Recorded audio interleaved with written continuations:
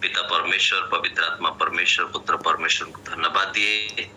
तो संगे संगे धन्यवाद दिए जे अर्ली मॉर्निंग रो प्रत्येक सदस्य मान को निकट रे विशेष भाव में जो माने समस्त कार्य को परिचालना कर पाखरे धन्यवाद दिए। आउ स्पेशल थैंक्स टू विनय भाई, कारण गत काली तंकर मेसेज मो पाइली व्हाट्सएप रे जितबेले देखिली मेसेज टा तापर मु कंफर्म हेली जे आज मोर अछि बोली, कारण ता पूर्व हुए तो मोर मन रे आसु नहीं जे नोटिस आसीची बोली। तो जा भी हो किंतु अंतत पक्षे रिमाइंड टा जो आसीची सेटा भल तड़का है कि आसी, जेहेतु नले मु हुए तो कंफ्यूज रे पड़ी थांती कि कोन हो। जा भी हो सेटा बड़ विशेष धन्यवाद दिए विनय भाई को, जेहेतु से आगुआ टिके अंतत पक्षे सतर्क कले पर अवश्य अमर भाई आउ थे मते जणै दउथिले जे आज अछि बोली। जा भी हो प्रभुंकर महानामर धन्यवाद हो। आउ किछि सब समय व्यवधान भितरे आमने परस्पर भेटी पारुछु एवं सुजोग पाउछु, सेति मु प्रभु को धन्यवाद दिए। आउ थे धन्यवाद दिए आमनकर अश्विन भाई को पई बहुत सुंदर भाबरे गीत रे आमन को आगे नउछंती, लीड कर नउछंती। संजय भाई मध्य सेमानकर परिश्रम पाई मु प्रभु को धन्यवाद दिए। जिते सकाळु उठी से जो सुंदर भाव रे आमन को एनकरेज करंती, गीत द्वारा उत्साहित करंती प्रभुकर वाक्य मध्य को आस्य पूर्व, कारण प्रभुकर आराधना ही आमन को उपासना भीतर को कढैनी। धीरे धीरे आमनकर अनेक जगह रे से ट्रेटा परिवर्तन होउछि जे ओ आमे आराधना आड़ को जाउछु। आ स्वर्ग रे सेटा ही हमर मुख्य रहिबो, हमर आराधना प्रशंसाटा मुख्य रहिबो। आउ हुए तो जगत रे आमे प्रार्थना गुडा को अनेक करूछु, स्वर्ग को गला पर प्रार्थना करिया को पड़िबोनी, कारण सब विषय हम पाखरे थिबो। हालेलुया। एठी कोन जेहेतु आमे किछि पाउनु बोली कहि कि आमे मागी चलीछु, यद्यपि प्रभु कहिसंती तुमे मागीबा भाबीबा ठारू अत्यधिक देबा परमेश्वर। आ स्वर्ग रे सब किछि संचित है कि अछि, हमको कोनोसी विषय मागीबा को पड़िबो नै। आउ सबु इच्छा गुडा को आगुआ आगुआ पूर्ण है कि थिबो। तो सेठी केवल आमे प्रभुकर प्रशंसा करिबा, गौरव करिबा। तो एठु हमर रियल सेल चाली थाउ, आमे जेते प्रशंसा करि पारिबा, जेते गौरव प्रभुकर महिमा करि पारिबा, ताहाले निश्चित भाबरे माने प्रभुकर राज्य रे थाई आमे तंकर गौरव कीर्तन करि पारिबा। प्रभु नामर धन्यवाद। असंतु आमने वाक्य मध्य बुझिबा। आजिर ध्यान निमंते जो शास्त्रांशटी रही अछि ता आपण मानकर अति परिचित शास्त्रांशटी दयाकरी मो सहित खोलंतु। पूरा से चैप्टर टा में पढ़िबा आवश्यक नै, केवल गोटे पद मु नैछि सेठु। लूक तार 10 पर्व तार 33 और 34 पद माने पढ़िबा। लूक पुस्तक तार 10 पर्व 33 एवं 34 पद। आउ से पढ़ंतु 33 और 34। सही प्रकार किंतु जने समरणीय पथिक ताहा निकट को आसी ताहांकु देखि दयारे विगलित हेले एवं पाखकु जाई तार क्षत सबरे तैल ओ दाक्षारस ढाली सेही सब बांधी देले। आ ताहाकु अपना वाहन उपरे बसाई ताहाकु गोटे पांथशाला को घेनी जाई ताहार सेवा शुश्रूषा कले। आमेन। प्रभु वाक्य रे आमनकर श्रवण रे आशीर्वाद करंतु। विशेष भाव रे मिखाइल भाई को पई मध्य धन्यवाद दिए, सुंदर भाव रे पढ़ी देथिबारु। एई घटनाटी आमे समस्त जानो, जेहेतु एटा होची गोटे उत्तम समेरणीय दृष्टांत। आ कहबा को गले आजिर समय रे सरकारी स्तर रे मध्य गुड सामारिटान प्रोजेक्ट मध्य चलीछि। मेडिकल गुडी करे आपण माने जति देखिबे गुड सामारिटान प्रोजेक्ट, जोटा कि रास्ता कड़ रे जदि केही आघात प्राप्त होउचंती तो तांकु हॉस्पिटल को नै छिबा कामटा आगुरु कोन होतला अजणा लोकंकु केही भी उठौ नथिले। और जदि भी उठौतिले ताहले तांकर नारे रिपोर्ट गुडा को बहुत बाहरतुला, तो परेशानी बहुत आसुतुला लोकंक भितरे। किंतु प्रभु को धन्यवाद दियंतु जे बाइबल रो ए गुड सामारिटान बा उत्तम समीरणीय एटा गोटे प्रोजेक्ट है। आउ ताहा वर्तमान सरकारी स्तर रे व्यवहार होची एवं मेडिकल गुडी करे ତାର ନାଁଟା ମଧ୍ୟ ଦିଆହେଇଛି ଗୁଡ୍ ସାମାରିଟାନ। ତ ଏଇଟା ଅନେକ ଥର ମାନେ ଶୁଣିଛୁ, ତେଣୁ ମୁଁ ସେ ଟପିକ ଉପରେ ମୋର ନୁହଁ, କିନ୍ତୁ ମୋର ଆଜିର ଚିନ୍ତାର ବିଷୟ ହଉଛି ଅଳ୍ପ ସମୟ ପାଇଁ ଆମେ ଯେତେବେଳେ ପ୍ରାତଃ ସମୟରେ ବସିଛୁ, କାରଣ ପ୍ରାତଃ ସମୟ ଆମର ଦିନଟା ଆରମ୍ଭ ହଉଛି ମର୍ଣ୍ଣିଂ ଡିଭୋସନରେ, ତେଣୁ ପ୍ରାତଃ ଅଧିବେଶନରେ ଆମେ ଯେତେବେଳେ ବସିଛୁ, ଆଜିର ମୁଖ୍ୟ ପ୍ରସଙ୍ଗ ମୋର ରହିବ ତୈଳ ବିଷୟରେ। ଯେହେତୁ ଏଇଠି ଯୋଉ ସମୀରଣୀୟ ପଥିକ ଜଣକ, ତା ପୂର୍ବରୁ ଜଣେ ଯାଜକ ଯାଇଛନ୍ତି, ଜଣେ ଲେବୀୟ ମଧ୍ୟ ଯାଇଛନ୍ତି, ଯୋଉମାନେ କି ଏଇ ତୈଳର ବ୍ୟବହାରଟା ସେମାନେ ଅଧିକ ଜାଣିଛନ୍ତି, କାରଣ ମନ୍ଦିରରେ ଯେହେତୁ ସେଇ କାର୍ଯ୍ୟଟା ହୁଏ।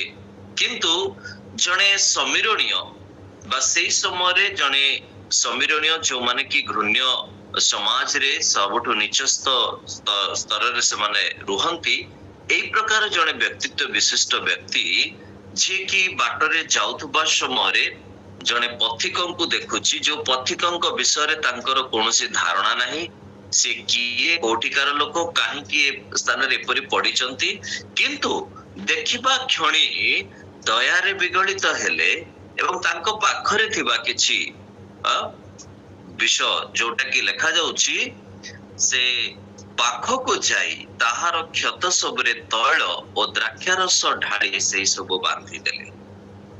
ଆଉ ଏଇ ତୈଳ ଏବଂ ଦ୍ରାକ୍ଷାରସ ଦୁଇଟି ଯାକ ଗୋଟିଏ ମୁଖ୍ୟ କାରଣ ସେ ସ୍ଥାନରେ ହେଉଛି, ବା ମୁଖ୍ୟ ବିଷୟ ହଉଛି ଔଷଧୀୟ, ଯଦ୍ୱାରା ହୁଏତ ରକ୍ତାକ୍ତ ଶରୀର, ଯୋଉ ରକ୍ତ ବୋହି ଯାଉଥିଲା, ସେ ରକ୍ତକୁ ଅଟକେଇବା ପାଇଁ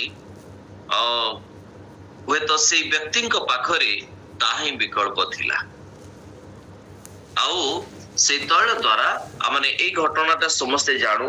ଆଉ ସେଇ ବ୍ୟକ୍ତି ଜଣକ ତାଙ୍କୁ ନଉଛନ୍ତି ପାନ୍ଥଶାଳାକୁ ଏବଂ ସେଇଠି ତାଙ୍କର ବିଷୟରେ ସେ ପାନ୍ଥଶାଳାର ମାଲିକଙ୍କୁ ଜଣେଇ ଦଉଛନ୍ତି, ଯଦ୍ୱାରା ପରବର୍ତ୍ତୀ ସମୟରେ ଯଦି ଆଉ କିଛି ଅର୍ଥ ଖର୍ଚ୍ଚ ହୁଏ, ସେଥିପାଇଁ ମଧ୍ୟ ସେ ନିଜକୁ ଜମାନତ ରଖିକି ଯାଉଛନ୍ତି। ତେଣୁ ଏଇ ଘଟଣାଟା ଆମେ ସମସ୍ତେ ଜାଣିଛୁ। ଆଉ କିନ୍ତୁ ଆମେ ଏଇଠୁ ଗୋଟିଏ ଶବ୍ଦ କେବଳ ନଉଛୁ ତୈଳ ବିଷୟରେ। ସେ ତୈଳର ଉପକାରିତା ବା ତୈଳ କଣ ଅଟେ, ଆଉ ତୈଳ ଆମ ଜୀବନରେ କି ପ୍ରକାର ଭାବରେ କାର୍ଯ୍ୟ କରିଥାଏ। ତେଣୁ ପ୍ରିୟ ମାନେ, ପ୍ରଭୁ ନାମର ଧନ୍ୟବାଦ ହଉ ଯେ ବାଇବଲର ଅନେକ ସ୍ଥାନରେ ସେଇ ତୈଳର ବ୍ୟବହାରିତା ବିଷୟରେ ଲେଖା ଯାଇଅଛି। ତେଣୁ ଆମମାନେ ଆଜି ଅଳ୍ପ ସମୟ ପ୍ରଭୁଙ୍କ ଚରଣ ତଳେ ବସୁଥିବା ସମୟରେ ଆମମାନେ ସେ ବିଷୟରେ ଟିକେ ଆଲୋଚନା କରୁ। ଗୀତ ସଂହିତା 133 ଗୀତ, ତାର 2 ପଦ ଯଦି ଆପଣ ମାନେ ପଢିବେ, ଗୀତ ସଂହିତା 133 ଗୀତ ତାର 2 ପଦ, ସେଇଠି ଏପରି ଲେଖାଯାଏ, ତାହା ମସ୍ତକରେ ବହୁମୂଲ୍ୟ ତୈଳ ସ୍ୱରୂପ, ଯାହା ଦାଢିରେ ଅର୍ଥାତ୍ ହାରଣଙ୍କର ଦାଢିରେ ବହି ତାଙ୍କ ବସ୍ତ୍ରାଞ୍ଚଳରେ ପଡିଲା। ପ୍ରଭୁଙ୍କ ମହାନାମର ଧନ୍ୟବାଦ ହଉ ଯେ ଏଇ ତୈଳ, ଯୋଉ ତୈଳର ବ୍ୟବହାର ପ୍ରଥମରେ ଏଇ ଜାଗାରେ ଆମେ ଦେଖୁଛୁ ଯେ ତାହା କି ପ୍ରକାର ଭାବରେ ସେ ତୈଳକୁ ଏକ ନିଦର୍ଶନ ଭାବରେ ଯଦି ଆମେ ଏଠି ଦେଖୁ, ତାହେଲେ 1 ପଦରୁ ତାହା 3 ପଦ ଭିତରେ ତାର ମୁଖ୍ୟ ବିଷୟଟି ପ୍ରକାଶ କରୁଅଛି ଯେ ଭାଇମାନେ ମିଳନରେ ଏକତ୍ର ବାସ କରିବା କିପରି ଉତ୍ତମ ଏବଂ ମନୋହର। ଆଉ ତାହା କି ପ୍ରକାର ଭାବରେ ହେଉଛି ଏକ ତୁଳନାତ୍ମକ, ଏକ ନିଦର୍ଶନ ସୂତ୍ରରେ ତାହା ପ୍ରକାଶ କରାଯାଉଛି। ତାହା ହେଉଛି ପ୍ରେମ ବା ଏକତାର ନିଦର୍ଶନ। এই ସ୍ଥାନରେ ଯୋଉ ତୈଳର ବ୍ୟବହାରିତା ହେଇଛି, ତାହା ପ୍ରେମ ବା ଏକତାର ନିଦର୍ଶନ ବୋଲି କୁହାଯାଏ। କାରଣ ତାହା କି ପ୍ରକାର ଘଟିଛି, ମସ୍ତକରେ ଢଳା ଯାଇଛି, କିନ୍ତୁ ତାହା ତୈଳ ଧୀରେ ଧୀରେ ବହି ଆସିଛି, ତାଙ୍କର ଦାଢି ଦେଇ ତାଙ୍କର ବସ୍ତ୍ରାଞ୍ଚଳରେ ପଡିଛି। ଅଭିଷେକ, ଯେତେବେଳେ ପାଳକ ମାନଙ୍କୁ ହସ୍ତାର୍ପଣ କରି ଅଭିଷେକ କରାଯାଏ, ପ୍ରଭୁଙ୍କର ଦାସ ମାନଙ୍କର ଉପସ୍ଥିତିରେ ବା ବରିଷ୍ଠ ପାଳକ ମାନଙ୍କର ଦ୍ଵାରା ଜଣେ କନିଷ୍ଠ ପାଳକଙ୍କୁ ବା ପାଳକୀୟ ସେବା ନିମନ୍ତେ ଏବା ପ୍ରଚାରକ ବନ୍ଧୁଙ୍କୁ ବା ଜଣେ ତାଲିମ ପ୍ରାପ୍ତ ବ୍ୟକ୍ତିଙ୍କୁ ଯେତେବେଳେ ପାଳକୀୟ କାର୍ଯ୍ୟ କରିବା ପାଇଁ ହସ୍ତାର୍ପଣ ଏବଂ ଅଭିଷେକ କରାଯାଏ, ସେଇ ସମୟରେ এই ତୈଳକୁ ତାଙ୍କର ମସ୍ତକରେ ଢଳା ଯାଇଥାଏ। ଆଉ ତା ଦ୍ୱାରା କଣ ହୁଏ ନା, ସେ ତାଙ୍କୁ ଅଥେଣ୍ଟିକ କରାଯାଏ ଯେ ଆଜିଠାରୁ ତୁମେ ସମସ୍ତ କାର୍ଯ୍ୟ ଈଶ୍ୱରୀୟ ବିଧି ବିଧାନକୁ ତୁମେ କରିବ, ଯୋଉଟା କି ଜଗତର ନିୟମ ଠାରୁ ଭିନ୍ନ ଅଟେ, କାରଣ ଏଟା ଆଧ୍ୟାତ୍ମିକତା ଯୋଉଟା କି ଆହରଣଙ୍କ ସେଇ କାର୍ଯ୍ୟ ପାଇଁ ପ୍ରଭୁ ମନୋନୀତ କଲେ। ଆହରଣଙ୍କ ଠାରୁ ଧୀରେ ଧୀରେ ସେଇ ଯାଜକୀୟ କର୍ମ ଆଜି ପର୍ଯ୍ୟନ୍ତ ଚାଲୁ ରହିଅଛି।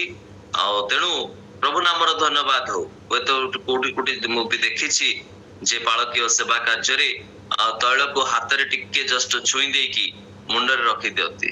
ସେଇଟା କେତେ ଦୂର ଯଥାର୍ଥ ମୁଁ ଜାଣିନି, କାରଣ ସେଇ କେସଟା କେତେବେଳେ କରାଯାଏ ଯେତେବେଳେ ଗୋଟେ ଅସୁସ୍ଥ ଲୋକଙ୍କୁ ତୈଳ ମଖାଇ ପ୍ରାର୍ଥନା କରାଯାଏ। ଏଇଟା ତୈଳ ମଖାଇକି ପ୍ରାର୍ଥନା ନୁହଁ, ଏଇଟା ହସ୍ତାର୍ପଣ କରାଯାଉଛି। ତ ତୈଳ ସେଇଠି କଣ କରାଯାଏ, ମସ୍ତକରେ ଢଳା ଯାଏ। ଆଉ ସେତେବେଳେ ପୂର୍ବ କାଳରେ କଣ କରାହଉଥିଲା, ରାଜାଭିଷେକ ଯେତେବେଳେ କରାଯାଉଥିଲା ସେମାନେ ଶୃଙ୍ଗରେ ନେଇକି ସିଂହରେ ନେଇକି ଢାଳୁଥିଲେ।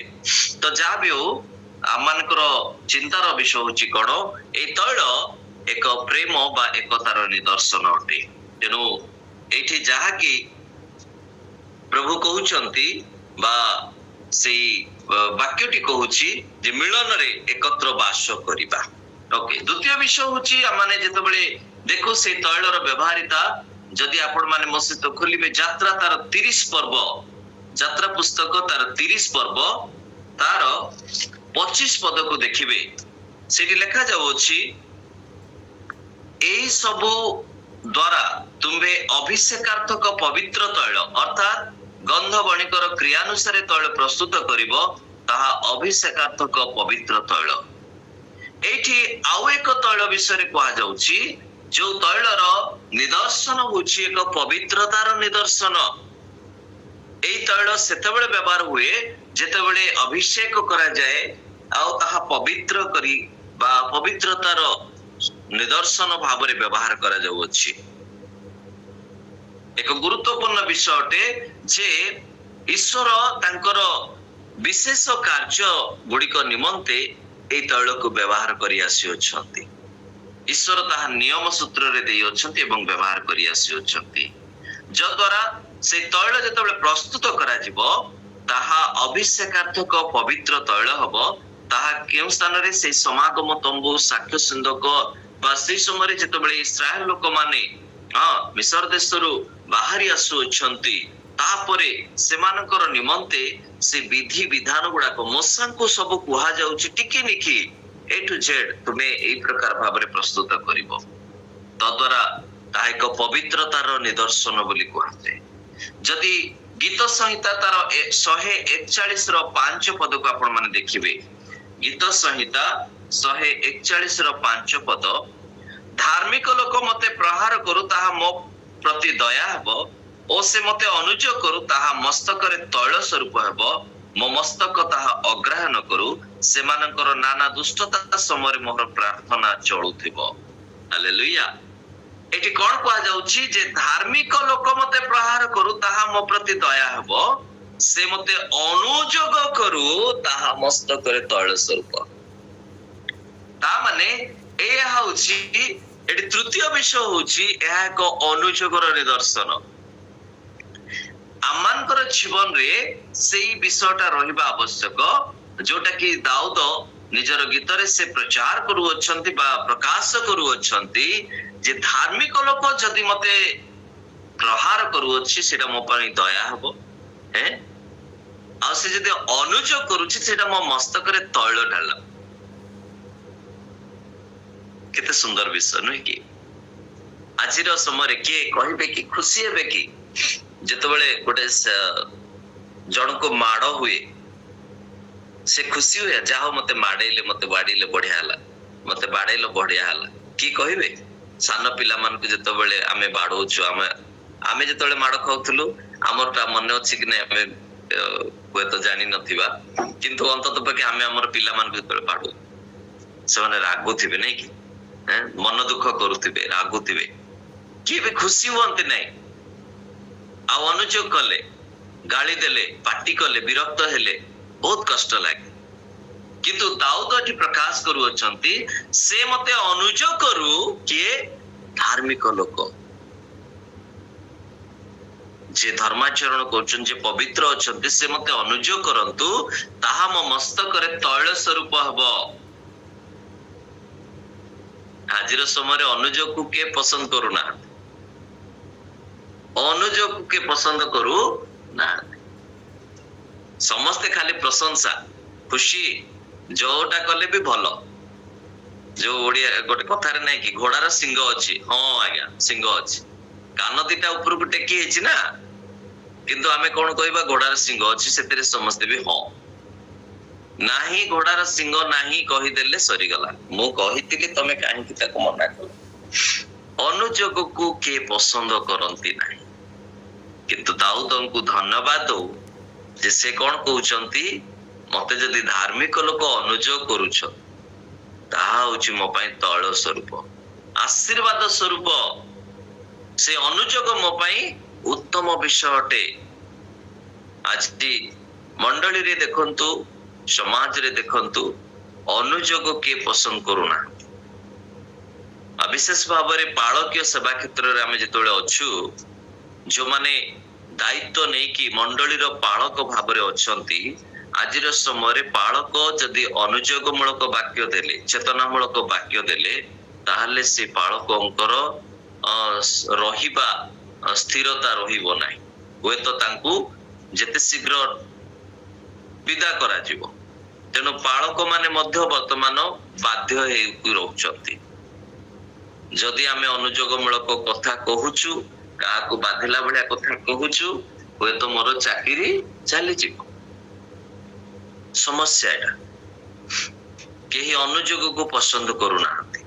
आ प्रभु वाक्य रे मध्य लिखा होची शेष काल रे श्रुति मधुर वाक्य रे से माने मनोनिवेश करिवे। कान को सुहेला परी भल भल कथा, प्रेमर कथा, उत्तम उत्तम कथा, अनुजोग सेतिरे नथिबो, चेतना सेतिरे नथिबो, ताहले कौन हबो भल लागियो। कारण श्रुति मधुर वाक्य गुड़िक भल लगे, कल्पित कहानी गुड़िक भल लगे। आउ जदि अनुजोग आसीगला ना, से सामुएल भाई भल भल लोक नुहंती, से भल वाक्य दौना, खाली गाली दौचंती, पार्टी करूचंती, सामुएल भाई भल नुह। ओके, तो एटा होची आजिर समय। किंतु धन्यवाद दे जे दाऊद अंतत पक्षे एई प्रार्थना करूचंती, मते धार्मिक लोक प्रहार कर। सेतिपाई तो से कहले ना, तुमर पांचण और बाड़ी मते सांत्वना दियंती। सेटा केबे संभव कि? गोटे बाड़ी जेतबेले बाजे सेटा कोन हमको सांत्वना दिए? हमको कष्ट दिए। जने जेतबेले प्रहार करंती हमको, ता हमको कष्ट लागे। जोठी बाजे से बाड़ीटी सेटा से जगहटा फुली जाए, दरज हो जाए। किंतु दाऊद कोन कहउछन्ते तुमर बाड़ी मते सांत्वना दियंती। बहुत सुंदर वाक्य। तेणु प्रभु नामर धन्यवाद हो जे या होचे एक अनुजोगर निदर्शन। जदि आपण माने मो सहित खोलिबे हितोपदेश 27 रो 9 पद, हितोपदेश 27 तार 9 पद देखिबे, ताले सेठी आउ एक विषय लिखा जाउची 27 रो 9 पद रे, तैल और सुगंधी धूप मन को आह्लादित करे, मनर मंत्रणार जात मित्रर मिष्टता तद्रूप करे।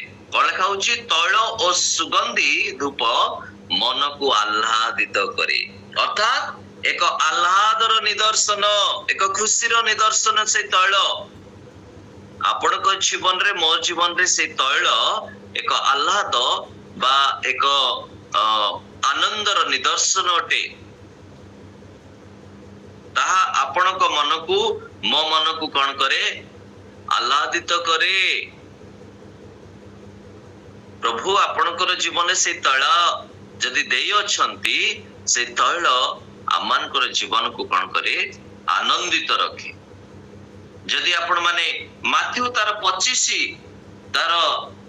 25 पर्व को जीवे, 25 पर्व रे कहा घटना लिखा है मने अछि कि आपण मानकर? माथ्यू 25 पर्व कन्या मानकर विषय रे। हाँ, वेरी गुड वेरी गुड। हाँ, एटा मने रहइबा दरकार नै कि हमें माथ्यू पुस्तक जेतेबेले 25 को चली जाउछु, आमाने जानिबा दरकार प्रभुंकर आगमन विषय से लिखा जाउछि आउ कि प्रकारी से माने से सुबुद्धि आउ निर्बुद्धि 10 कन्या जाउछंती सुबुद्धि आउ निर्बुद्धि आउ सुबुद्धि माने जो माने कि कौन करछंती ना सुबुद्धि आउ निर्बुद्धि उभय ए प्रातः समय आमे जेंती प्रभुंक चरण तले बसुछु हां वाक्य शुणुछु आउ आमे जो अवस्था रे हो भी वाक्य शुणी पकुछु नै कि बसी थाउ बा सोई थाउ बा आमे जेमिति भी अवस्था रे हो आमने प्रभुंकर वाक्य शुणी दी थाउ कारण प्रभुंक वाक्य तो प्रचार होउची जे प्रचार करछंती से तांकर सुविधा रे प्रचार करिवे आमे आम सुविधा रे सुनिबा नै कि आ गोटे दिटा जूम रे जो ठीक वाक्य देछि सेठी देखे थरक पास्तर से माने अनाउंस करथांती जे दया करी आपनकर खिड़की टिके खोला रखंतु झरका टिके खोला रखंतु अर्थात आपनकर वीडियो टिके ऑन रखंतु ताले हमें जानि परिबा कि कोठी को अवस्था रे अछंती वाक्यदाता तो से तो प्रस्तुत है कि बसिथिबे ना आ से तो सोई की प्रचार करि परिबेनी से जेमिते ले भी बसी की ही प्रचार करिवे बा ठिया है कि प्रचार करिवे किंतु अंदर श्रोता मंडली सेति पई मते भी टिके ऑकवर्ड फील हुए कारण फ्रंट टू फ्रंट प्रचार करिबा तादरे गोटे मजा अछि तार गोटे अलगा जोश अछि सेटा 10 मिनिट कहले भी भल लागिवो 15 मिनिट कहले भी भल लागिवो आ सेटा तो बहुत सुंदर विषय कारण रिएक्शन हमें देखि परतबा ना प्रचारक एवं ऑडियंस उभयଙ୍କ भितर गोटे रिएक्शन थिबार अछि खुशी खुशी विषय थिबो दुख विषय थिबो बा किछि आश्चर्य विषय गुड़ा को मध्य कुहाउतबो तो रिएक्शन गुड़ा को क्रिएटिव हो तो प्रिय माने एठी हमें देखुछु एई सुबुद्धि एवं निर्बुद्धि मानक भितरे 25 र 4 पदरे लिखा जाउछि से माने कोन कले ना मात्र सुबुद्धि माने अपना अपना प्रदीप सहित पात्र रे तैल नेले एमाने तैल को धरि के गले निर्बुद्धि मानक पाखरे तैल नथिला ଏହା ହଉଛି ଏକ ପ୍ରସ୍ତୁତିର ନିଦର୍ଶନ ଏ ତୈଳ ହଉଛି ଏକ ପ୍ରସ୍ତୁତିର ନିଦର୍ଶନ ସେମାନେ ଯେ ପ୍ରସ୍ତୁତ ଥିଲେ ଏଇଟା ସେମାନଙ୍କ ପାଖରେ ଲେଖା ଯାଉଛି କିନ୍ତୁ ସେଇ 5 ଜଣ ନିର୍ବୁଦ୍ଧି ଯୋଉମାନେ ତୈଳ ନେବା ପାଇଁ ଭୁଲି ଗଲେ 3 ପଦ ଲେଖା ହଉଛି ନିର୍ବୁଦ୍ଧି ମାନେ ପ୍ରଦୀପ ନେବା ସମୟରେ ନିଜ ନିଜ ସହିତ ତୈଳ ନେଲେ ନାହିଁ ମାତ୍ର ସୁବୁଦ୍ଧି ମାନେ ଆପଣା ଆପଣା ପ୍ରଦୀପ ସହିତ ପାତ୍ରରେ ତୈଳ ଏକ୍ସଟ୍ରା प्रदीप अच्छी माने तो तैल अच्छी नहीं कि गोटे प्रदीप जलिबो नाही गोटे दीप जलिबो नाही जे पर्यंत ता देरे तैल दिया जाय ना आमे धीरे धीरे आधुनिकता भितरे प्रवेश करि सारिछु इलेक्ट्रिक जुग रे माने अछु किंतु आमे अनेक कर ए अनुभूति अछि आमे सेते माने सेते पुराना हेई ना हो के जाने हमर पिला मानक पई हमर नेक्स्ट जनरेशन पई से मानक पई होय तो आश्चर्य विषय कौन हे पारे ए किछि दिन तळे गोटे हमर पुराना बाक्सरु गोटे इंग्लैंड लेटर बाहरला इंग्लैंड लेटर बाहरी बारु मु ता हम झियो को पुओ को देखैथिली मु कहले तम पई वर्तमान एटा कोन हे गेलानी नुआ विषय कारण आज काली सब व्हाट्सएप फेसबुक रे अमानकर मेसेज सब जाउछि नै कि तो पूर्व काल रे सेटा नथिला इंग्लैंड रे हम लिखुतिले चिट्ठी लिखुतिले आम समय अंतत पक्षे टिके टिके चली थिला धीरे धीरे ता भी बंद हे गलानी तो ए तैल विषय तळा माने देखुछु जे दीप तैल नाही माने दीप भी जळिबो नाही तो एमाने तो तैल भरी के आसीतिले समस्त से काम करिसंती 5 जण निर्बुद्धि भी से काम करिसंती सुबुद्धि भी करिसंती किंतु काळे सरी जीवो तेनु करी मो पाखरे थाउ ओडिया रे गोटे प्रवाद अछि प्रिय माने बांधिला घोड़ा घास खाए बांधिला घोड़ा घास खाए घोड़ा को चिति नै कि पडिया रे बांधी देबे ताले हुए तो से घास को चरिबो नले से कोन खाली सदा बेले दाना खाउतो तो सेति पई आपन को पाखरे जदी प्रस्तुति अछि हुए तो आवश्यक स्थल रे ताहा व्यवहार आ ताहा होची कोन एक प्रस्तुतिर निदर्शन तैल एक प्रस्तुतिर निदर्शन एवं शेष विषय होची जो शास्त्रांश आज माने ध्यान करूछु लोक 10 ର 34 पद सेठी हमें देखुछु से तैल जते बेले तार କ୍ଷତ ସ୍ଥାନରେ ଲଗେଇ ଦିଆଯାଉଛି ତାହା ଏକ ସୁସ୍ଥତାର ନିଦର୍ଶନ। ସେ ତୈଳ ଏକ ସୁସ୍ଥତାର ନିଦର୍ଶନ। ପ୍ରିୟମାନେ, ପ୍ରଭୁ ଆମମାନଙ୍କୁ ଅନୁଗ୍ରହ କରନ୍ତୁ। ଆମେ ପ୍ରଥମରେ ଦେଖିଲୁ ସେ ତୈଳ ଏକ ପ୍ରେମ ବା ଏକତାର ନିଦର୍ଶନ, ଯାହାକି ହାରଣଙ୍କର ଦାଢି ଦେଇ ବହି ଆସିଥିଲା, ତାଙ୍କର ବସ୍ତ୍ରାଞ୍ଚଳରେ ପଡିଥିଲା। ସେଇ ତୈଳର ଅଭାବ ସକାଶୁ ଆଜି ଧୀରେ ଧୀରେ ଆମ ଭିତରେ ପ୍ରେମ ମଧ୍ୟ ଶିଥିଳ ହେଇଯାଉଛି। ଆମେ ସବୁ କରୁଛୁ, ଆମେ ଗୀର୍ଜା କରୁଛୁ, ପ୍ରାର୍ଥନା କରୁଛୁ, ଉପାସନା କରୁଛୁ, ସହଭାଗିତା କରୁଛୁ, କିନ୍ତୁ ପ୍ରେମର ଅଭାବ ଯୋଉଟା କି ସମସ୍ୟା ଆଣି ଦଉଛି। ଆମର ସେ ବିଲେଇ ମାନେ ଯେପରି ମୁହଁକୁ ଖୋଲାନ୍ତି, ସେଇପରି ଆମେ ମୁହଁ ଖୋଲେଇ ଖୋଲେଇ ଜୀବନ କାଟୁଛୁ। ଆମେ ସବୁ କରୁଛୁ, ଆମେ ଗୀତ ଗାଉଛୁ, ଆମେ ପ୍ରାର୍ଥନା କରୁଛୁ, ଆରାଧନା କରୁଛୁ, ବାକ୍ୟ ବି ପ୍ରଚାର କରୁଛୁ, ବାକ୍ୟ ବି ଶୁଣୁଛୁ, କିନ୍ତୁ ଆମେ ସେ ବିଲେଇ ପରି ମୁହଁକୁ ଫୁଲେଇ ଫୁଲେଇ ବୁଲୁଛୁ। ଆମ ଭିତରେ ପ୍ରେମର ଅଭାବ, ଏକତାର ଅଭାବ, ସହଭାଗିତାର ଅଭାବ ଆଜି ଦେଖା ଦଉଛି। ମଣ୍ଡଳୀ ଧୀରେ ଧୀରେ ସେଇ ଆଡକୁ ଗଲାଣି। ମୁଁ ନିଜେ ବି ପ୍ରଚାର କରୁଛି, ବେଳେ ବେଳେ ମୋ ଜୀବନରେ ମଧ୍ୟ ତାହା ହଉଛି। ଧୀରେ ଧୀରେ ଆମେ ଶିଥିଳତା ଆଡକୁ ଯାଉଛୁ। ଆମର ପ୍ରେମ ଧୀରେ ଧୀରେ ଉଣା ପଡି ଯାଉଛି। ମୁଁ କ୍ଷମା କରିପାରୁନାହିଁ, ମୁଁ ଅନ୍ୟକୁ କ୍ଷମା କରିପାରୁନି। କାହିଁକି ସେ ମତେ ଏକଥା କହିବେ? ସେ କିଏସ୍ କହିଲା ବାଲା, ଆମେ ତାକୁ ଧରିଛୁ। କିନ୍ତୁ ଆମର ପ୍ରାର୍ଥନା କେବେ ବନ୍ଦ ହେଇନି। ଆମେ ଯେମିତି ପ୍ରାର୍ଥନା କରିବା କଥା କରୁଛୁ, ବାଇବଲ ପଢିବା କଥା ପଢୁଛୁ, ଆମର ଚର୍ଚ୍ଚକୁ ମଧ୍ୟ ଆଟେଣ୍ଡାନ୍ସ ଯଦି ଦେଖାଯିବ, ଆମର ଚର୍ଚ୍ଚରେ ମଧ୍ୟ ଫାଷ୍ଟ ଥିବ, କିନ୍ତୁ ଆମ ଭିତରେ ସେ ପ୍ରେମ ନାହିଁ। ଆମେ କ୍ଷମା କରିପାରୁନୁ। ପ୍ରଭୁ ଯୀଶୁ କଣ କହିଲେ? ମୁଁ ଯେପରି ଆପଣ ଅପରାଧୀ ମାନଙ୍କୁ କ୍ଷମା କରି, ସେଇପରି ମୋର ଅପରାଧ ସବୁ କ୍ଷମା କରି। ଆମର ପ୍ରାର୍ଥନା ହିଁ ଶେଷରେ କାଲି ବିଚାରରେ ଆମକୁ ଛିଡା କରିବ ନା। ଆଉ ମୁଁ ସବୁଦିନ ସେଇ ପ୍ରାର୍ଥନା କରୁଛି, ମୁଁ ଯେପରି ଆପଣ ଯେପରି ମୁଁ ଯେତେ ପରସେଣ୍ଟର କ୍ଷମା କରିଛି, ପ୍ରଭୁ ମତେ ସେତିକି ପରସେଣ୍ଟର ତୁମେ କ୍ଷମା କର। ମୁଁ କ୍ଷମା କରିନି, ତେଣୁ କ୍ଷମା ପାଇବିନି। ମୋର ପ୍ରାର୍ଥନା ହିଁ କାଲି ଧରିବ ମତେ। ମନେ ରଖନ୍ତୁ, ଆମେ ଏତେ ଶସ୍ତା ପରମେଶ୍ୱରଙ୍କର ସେବା କରୁନୁ। ଯାହା ଆମେ କହୁଛୁ, ଆମର କଥା ଦ୍ୱାରା ଆମେ ଧରା ପଡିବା। ଏଠି କେତେ ମୁହଁ ଫୁଲେଇବା କଥା ଫୁଲଉ। ବିଲେଇ ମୁହଁଟା ଯଦି ବାଘ ପରିବା ହେଇଯାଏ ବି, ତେବେ ବି ଆମର କିଛି ଅସୁବିଧା ନାହିଁ। କାଲି ସକାଳେ ପ୍ରଭୁ ଯେତେବେଳେ ବିଚାର କରିବେ, ଆମର ପ୍ରାର୍ଥନା ଦ୍ୱାରା ହିଁ ଆମକୁ ବିଚାର କରିବେ ଯେ ତୁମେ ଯେପରି ମାଗିଥିଲ ସେଇପରି ମୁଁ ତୁମକୁ ଦଉଛି। ତୁମେ ସେ ଭାଇଟାକୁ ଏମିତି ତୁମେ କ୍ଷମା କରିଥିଲ, ସେମିତି କ୍ଷମା କରିଥିଲ, ବା ଟୋଟାଲି ତୁମେ କ୍ଷମା କରିନ, ତେଣୁ ମୁଁ ବି ତୁମର ପ୍ରାର୍ଥନା କ୍ଷମା କରିବି ନାହିଁ। ଏଇ ନିର୍ବୁଦ୍ଧି ମାନେ ଯେତେବେଳେ ତୈଳ ଧରିକି ଗଲେ, ପଛରେ ଗୋଟାକି ଦୋକାନୀ ପାଖରୁ ତୈଳ ଧରିକି ଗଲେ, ପ୍ରଭୁ ପ୍ରଭୁ ଆମେ ଆସିଛୁ, କବାଟ ବାଡଉଛନ୍ତି। ପ୍ରଭୁ କହିଲେ, ତମେ କିଏ? ମୁଁ ତୁମକୁ ଚିହ୍ନିନି କି ଜାଣେ। ନା ପ୍ରଭୁ, ମୁଁ ତୁମର ପ୍ରାର୍ଥନା କରୁଥିଲି। ମୁଁ ଆର୍ଲି ମର୍ଣ୍ଣିଂ ର ସବୁଠାରୁ ଟପ୍ ମେମ୍ବର ଅଟେ। ମୁଁ ଅମକ ପ୍ଲାଟଫର୍ମରେ ରେଗୁଲାର ବସେ। ମୁଁ ଅମକ ଚର୍ଚ୍ଚର ମେମ୍ବର ଅଟେ। ମୁଁ ଆକ୍ଟିଭ ମେମ୍ବର ଅଟେ। ମୁଁ କେବେ ଉପାସନା ବନ୍ଦ କରିନାହିଁ, କେବେ ବାତିଲ କରିନାହିଁ। ମୁଁ କେତେ ସୁସ୍ଥ କରିଛି ଲୋକମାନଙ୍କୁ, ମୁଁ କେତେ ଭବିଷ୍ୟବାଣୀ ପ୍ରଚାର କରିଛି। ପ୍ରଭୁ, ସବୁ ଗୁଡାକ ବେକାର। କାରଣ ପ୍ରେମ ହଉଛି ପ୍ରଥମ ବିଷୟ। ଯାତ୍ରା ପୁସ୍ତକରେ ଆମେ ଦେଖୁଥିଲୁ, ଦ୍ୱିତୀୟ ବିଷୟ ମୁଁ କହୁଥିଲି ଯେ ତାହା ପବିତ୍ରତାର ନିଦର୍ଶନ। ଆପଣଙ୍କର ଜୀବନରେ ଯଦି ତୈଳ ଆସିଛି, ତାହା ଆପଣଙ୍କୁ ପବିତ୍ର ବା ଶୁଚି କରୁଅଛି, ଆପଣଙ୍କୁ ସାହାଯ୍ୟ କରୁଅଛି। ଗୀତ ସଂହିତାରେ ଆମେ ଦେଖୁଥିଲୁ, ତୃତୀୟ ବିଷୟ କହିଲି, ତାହା ହଉଛି ଅନୁଯୋଗର ନିଦର୍ଶନ।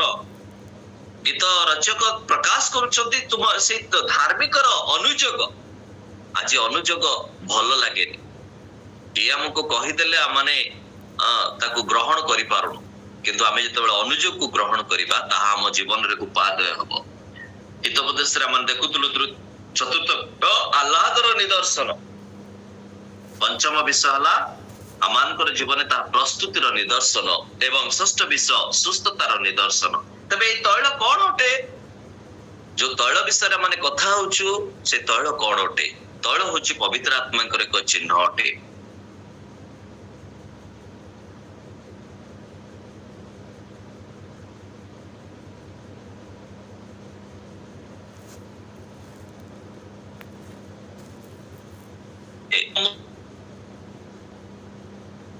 तुम पवित्र आत्मा भरी दियो मोर हृदय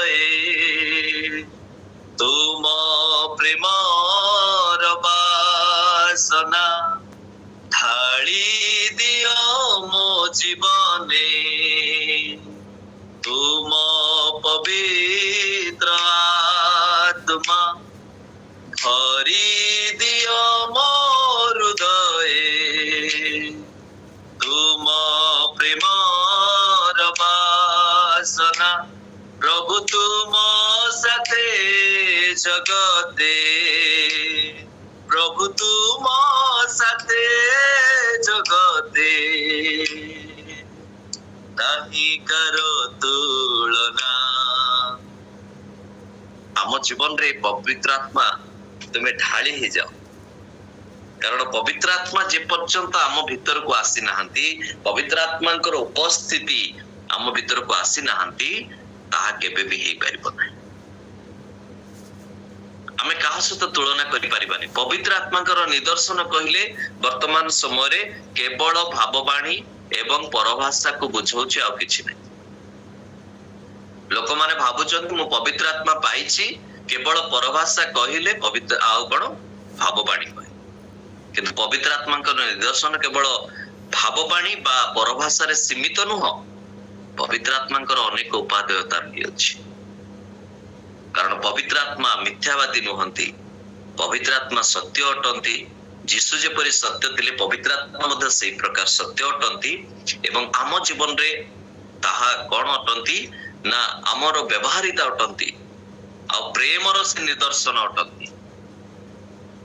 ସେଥିପାଇଁ ତ ଉପଦେଶକ 9:8 ପଦରେ ଲେଖାଯାଏ, ଉପଦେଶକ 9:8 ପଦରେ ତୁମ ମସ୍ତକରେ ତୈଳର ଅଭାବ ନ ଘଟୁ, ତୁମର ମସ୍ତକରେ ତୈଳର ଅଭାବ ନ ଘଟୁ। ଆଜିର ସମୟରେ ଦେଖନ୍ତୁ, ଆମର କେଶ ବିନ୍ୟାସ କରିବା ଗୋଟେ ଫ୍ୟାସନ ହେଇଯାଇଛି। ଆମେ ବିନା ତୈଳରେ ବେଶୀ ବୁଲୁ, ସାମ୍ପୁ କରିକି ମୁଣ୍ଡ ଫୁରଫୁର କରିକି ବୁଲିବାଟା ଆମର ଅଭ୍ୟାସ ଅଛି, ନାଇଁ କି?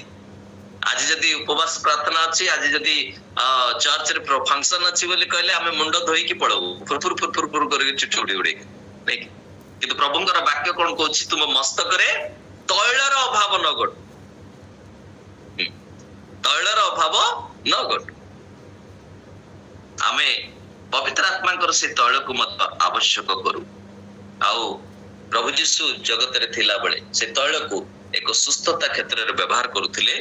ଯଦି ଆପଣ ମାନେ ମାର୍କ 6 ପର୍ବ ତାର 13 ପଦକୁ ଦେଖିବେ, ସେଇଠି ଲେଖା ଯାଉଛି ତୈଳ ମଖାଇ ପ୍ରାର୍ଥନା କରୁଥିଲେ, ଅନେକ ରୋଗୀଙ୍କୁ ସୁସ୍ଥ କରୁଥିଲେ। ଯୋଉଟା କି ଯାକୁବ ପୁସ୍ତକରେ ଯୀଶୁଙ୍କର ଭ୍ରାତା ଯାକୁବ, ଯେତେବେଳେ ଯୀଶୁଙ୍କ ସମୟରେ ତ ଯାକୁବ ଯୀଶୁଙ୍କୁ ବିଶ୍ୱାସ କରିପାରିନଥିଲେ, ଆଉ ଯୀଶୁଙ୍କୁ ବିଭିନ୍ନ କଟୁ କଥା କହିଥିଲେ। କିନ୍ତୁ ପରବର୍ତ୍ତୀ ସମୟରେ ଯୀଶୁଙ୍କର ସ୍ୱର୍ଗାରୋହଣ ପରେ ଯାକୁବ ମଧ୍ୟ ପରିବର୍ତ୍ତନ ହେଲେ, ଯିଏକି ଆଉ ସେ ପ୍ରଭୁଙ୍କର ବାକ୍ୟରେ ଲେଖୁଛନ୍ତି 5 ପର୍ବ 14 ପଦରେ, ଯଦି କେହି ତୁମ ଭିତରେ ପୀଡ଼ିତ ବା ଅସୁସ୍ଥ, ତାହେଲେ ସେ ପ୍ରାଚୀନ ମାନଙ୍କୁ ଡକାଉ ଏବଂ ତୈଳ ମଖାଇ ପ୍ରାର୍ଥନା କର। ତୈଳ ମଖାଇ ପ୍ରାର୍ଥନା କର। ତୈଳ ବାଣ୍ଟିବା ପାଇଁ ନୁହଁ, ତୈଳ ପଠେଇବା ପାଇଁ ନୁହଁ, ବୋତଲରେ ଆଣିବା ପାଇଁ ନୁହଁ। ମନେ ପଡୁଛି, ସମୟ ହେଇଗଲାଣି, ଶେଷ କରିବି। ଗୋଟେ ମଣ୍ଡଳୀରେ ଥରେ ପ୍ରତି ମାସରେ ଥରେ ଜଣେ ପ୍ରଭୁଙ୍କ ଦାସ ଆସିକି ସେଠି ପ୍ରଚାର କରିକି ଯାଆନ୍ତି। ତ ମଣ୍ଡଳୀ ଲୋକ ଚିନ୍ତା କଲେ, ଆରେ ବହୁତ ଆଡୁ ତ ଲୋକମାନେ ଆସୁଛନ୍ତି ବାହାରୁ, ସେମାନେ ତେଲ ସାବୁନ କଣ ତେଲ ପାଣି କିଣୁଛନ୍ତି। ତ ମଣ୍ଡଳୀ ଲୋକ ଚିନ୍ତା କଲେ କଣ, ପାଣି ବଟଲ ଟେକି ଆଣିଲେ, ଆଉ ତେଲ ବଟଲ ମଧ୍ୟ କାର୍ଟୁନ ସିଷ୍ଟମରେ ନେଇ ଆସିଲେ। ଯେହେତୁ ଟ୍ରେ ସିଷ୍ଟମରେ ଆଣିଲେ, ଦୋକାନୀ ପାଖରୁ ମଧ୍ୟ ରିଲାକ୍ସେସନ ପାଇଲେ। ଆଉ ସେମାନେ କଣ କଲେ, ଏଠି ବିକ୍ରି କଲା ବେଳକୁ ଆଉ 5 ଟଙ୍କା ଲଗେଇକି ବିକ୍ରି କଲେ। ଯୋଉଟା କି ସୁବିଧା ହେଲା କୋଉମାନଙ୍କ ପାଇଁ, ଲୋକମାନଙ୍କ ପାଇଁ। ବାହାରୁ ଆସୁଛନ୍ତି ବିଜାତୀୟ ଲୋକମାନେ, ହିନ୍ଦୁ ସୋସାଇଟିର ଲୋକମାନେ ଯୋଉମାନେ ଆସୁଥିଲେ, ସେମାନେ କଣ ସୁସ୍ଥତା ପାଇବା ପାଇଁ, ତେଣୁ ସେମାନେ ସେ ତୈଳ, ଏଇଟା କଣ ସେ ଜେରୁସାଲମର କାପ୍ତା ବ୍ୟବସାୟ ଭଳିଆ ହେଇଗଲା, ନାଇଁ କି? ମଣ୍ଡଳୀ କି ପ୍ରକାର ଚିନ୍ତାଧାରା କରୁଛି, ଲୋକମାନଙ୍କଠୁ ମଧ୍ୟ ପଇସା ନେଇକି, ଖାଲି ପଇସା ପଇସା ପଇସା। ମଣ୍ଡଳୀରେ କେମିତି ପାଣ୍ଠି ହବ, ଏଇଟା ଗୋଟେ ବିକଳ୍ପ ମଧ୍ୟ ଧରି ପକେଇଲେ। ସେଇଟା ପ୍ରଭୁ କହୁନାହାନ୍ତି ତୈଳ ମଖାଇ। ଯଦି ତୁମର କେହି ଅସୁସ୍ଥ ଅଛନ୍ତି, ଏଇଟା ବିଶ୍ୱାସୀ ମାନଙ୍କର ମଧ୍ୟ ଲକ୍ଷଣ। ଆପଣ ମାନେ ମାର୍କ 16 ପର୍ବକୁ ଦେଖିବେ, ସେ ଲେଖା ଅଛି ପ୍ରତ୍ୟେକ ବିଶ୍ୱାସୀଙ୍କର ଲକ୍ଷଣ। ଏଇଟା ଗୋଟେ କେବଳ ରେଭରେଣ୍ଡ ପାଖରେ ବା ବିଶପଙ୍କ ପାଖରେ ବା ଜଣେ ଏଭାଞ୍ଜେଲିଷ୍ଟ ପାଖରେ କେବଳ ସୀମିତ ନୁହଁ, ଏଇଟା ପ୍ରତ୍ୟେକ ବିଲିଭର୍ସର ଗିଫ୍ଟ। आपण जने बिलीवर्स, आपण जने विश्वासी, प्रभु जीशुଙ୍କର विश्वासी, एटा आपणक पाखरे गोटे लक्षण थिबा दरकार। जे 500 लक्षण लेखा होची, सेमाने हस्तरे सर्प को धरिबे, सेमाने कीटनाशक बा विषाक्त पदार्थ पान कले सेमानकर किछि क्षति होबो नाही, सेमाने भाववाणी बा परभाषा रे प्रार्थना करि परिबे, सेमाने असुस्थ लोक मानक ऊपर हस्त थोइले सेमाने सुस्थ हेबे, सेमाने मो नामरे भूत छडै परिबे। ए पांचटा क्वालिटी गोटे विश्वासी पाखरे थिबा दरकार। से पवित्र आत्माଙ୍କ तैल जदि आपणकर ठारे अभिषेक आसीची, आपणकर मस्तकर जदि से पवित्र आत्माଙ୍କର तैल रहिची, ताले आपण जणे विश्वासी भाबरे परिगणित एवं आपण ताहा कार्य करि पारुछंती। सेति पई गीत रचक कहउछंती 23 गीतर 5 पदरे कोन लेखा जाय, बहुत मुखस्थ नै कि तुमे तैलरे मो मस्तक सिक्त करियछ, पवित्र आत्माଙ୍କର अभिषेकरे तुमे मते परिपूर्ण करियछ, सेति पई मोर पान पात्र उछळी पडु अछि। से पद को जदि डिस्क्राइब करा दिबो समय पळेबो, बुझिले? तथापि केवल चुंबक रे कहूची मस्तकरे तैल ढळा जाउची, मस्तकरे तैल सिक्त करा जाउची, किंतु कोन उछळी पडुची? पान पात्र उछळी पडुची। आपणकर पान पात्र उछळी पडिबो जेतेबेले आपण पवित्र आत्माଙ୍କର अभिषेक पाइबे। आपण पान पात्र अर्थात पीवा पात्र, जो आपणक पाखरे जो पात्र अछि से उछुली पडिबो। प्रभु जीशु एई उछुली शब्दटा कोठी व्यवहार करिसंती? समीरणिया स्त्री पाखरे। समीरणिया स्त्री को जेतेबेले से कहिले से जल पाइबा पई चाहुचंती, सेतेबेले से कहले मु जो जल देबी ताहा तुम जीवन रे अनंत जीवनर निर्झर स्वरूपे उछुली उठिबो। आ सत्य सत्य उछुली उठिला।